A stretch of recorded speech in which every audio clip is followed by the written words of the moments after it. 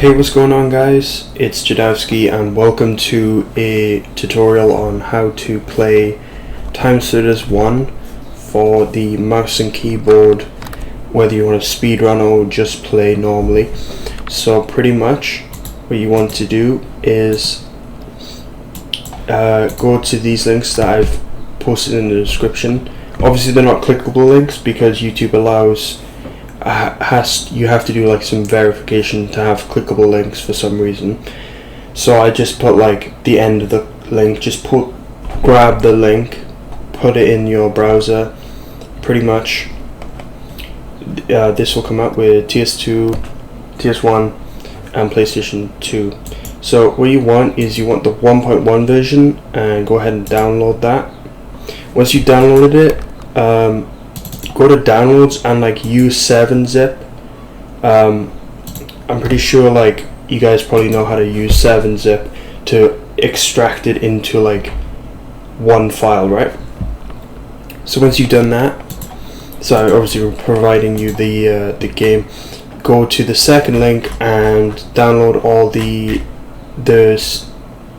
PCSX2, but it's a specific version that allows you for the mouse and keyboard. So that's v1.5.0 dev pretty much. So those two, once you've got them both, all you have to do next is set up the PCSX2. You want to go to config, you want to go to controllers, you want to go to plugin settings and load bindings. Now it should give you this option where you go to the PCSX2 right there that you just obviously downloaded, go to inis and then TimeSplitters 1.ini. Now I've got a customized version of that. You can customize it all you want, but yeah, that'll give you the bindings pretty much. Next thing you want to do is probably, I mean, if you're on a good PC, it really doesn't matter. You want to go to like a hardware, OpenGL hardware or whatever Direct 3D you have hardware, and then you can pretty much boost up the graphics to whatever resolution you have on your screen. And you do that by go to video plugin settings. So that's obviously nice. Audio doesn't really matter, I guess it's normally. And what you want to do, actually this is really important, you want to go to plugins BIOS selectors, and this is where a lot of people get confused. So see this little bit right here under pad, lily pad will be selected, and you want to go down and you want to scroll to the mouse injector, otherwise it literally won't work. So that's a huge obviously part of it. And then once you've done that, it'll pop up this little screen right here, this little text document which is a part of the program, and it'll give you settings. Firstly you'll have to like press control 1 to obviously get past it. And then you can obviously forward to mouse injection, mouse sensitivity, whatever. You can mess with the settings. So pretty much when you've done all that, you want to go ahead and boot ISO, and pretty much, wait, I don't know if I, give me a sec guys. So pretty much, yeah, alright. So what you want to do is you want to, sorry, my mouse is locked. Oh yeah, there's another option that you can do as well, is widescreen patches. Now the third link in the description will have this file in it right here, that if I go to documents and PCSX2, in the PCSX2, and if you go to CheatsWS, it'll have this patch in it. Now that should already be there, so all you have to do is go ahead and enable widescreen patches. So pretty much sort out your controllers, make sure you got the right settings for you. Audio doesn't matter, video tune it up a little bit. We will enable widescreen patches and go to plugin BIOS selectors to collect the mouse injector, and then boot ISO fast is perfectly fine, and boom, there you're in. So I've already done this. I'm going to use a save state to go into Tune easy.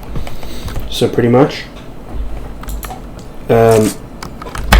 Now configuring the controls in the actual game is a bit strange, so pretty much have to imagine that the controls you've actually selected then work in game. So for example, if you selected space to be X, you're going to want to put this as X, right?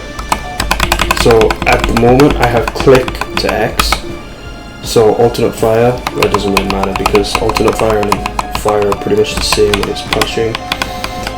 You want to go to like, right, so X is click, so you go click, and I've done the space and shift for like left and right. Then you want to go to, well, inverse select doesn't do anything because it's controlling the mouse movement. Preferences, I always keep it on never, but you can obviously do that. So pretty much, yeah. If you want to speed in this game, I'd recommend doing like a little save state at the beginning of the level, because when you go into the red circle, you can't, for some reason, you can't respawn. You have to go back to the menu, which I find a bit silly. So make sure you have a nice, whatever you may call it, at the beginning of the level save state. And pretty much, yeah. So once you've done all that, you can go ahead and speedrun the game. I'll just do an attempt at Tomb right now. Show you guys. So pretty much the best way to play this game is pretty much is to use one strafe. So for example, A and W. This isn't a perfect attempt, but so right, W and D.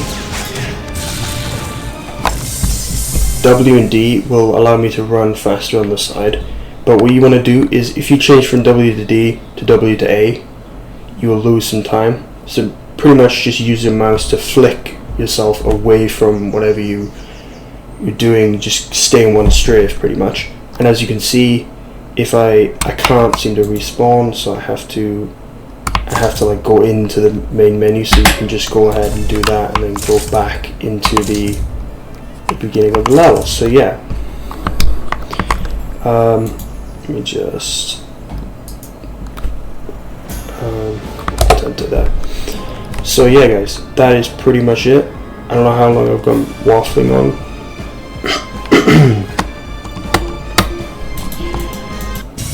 But pretty much, if you guys need any more help, there should actually be a profile already in the files I've given you, the emulator Jadowski, and I'll have all my times that I have on it, because I've transported it into a real PS2 from a real PS2 using Freeman Boot.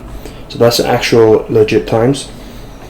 So if you want to beat any of those, they'll all be on the thing right there. So pretty much, yeah, that's it. And if you have any questions, let me know in the comments below. And yeah.